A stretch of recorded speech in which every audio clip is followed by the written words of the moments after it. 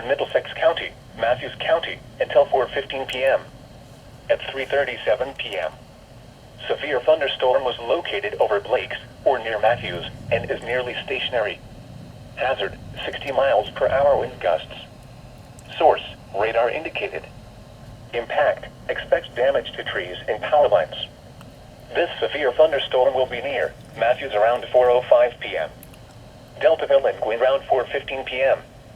Other locations impacted by the severe thunderstorm include Diggs, Ruff, Moon, Laban, Cobbs Creek, Cardinal, Hudgens, Wilton, Amberg, and Stampers. For your protection, move to an interior room on the lowest floor of a building.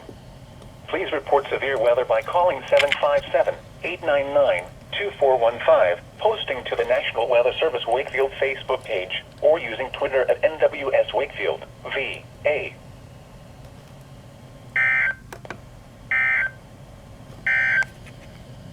The National Weather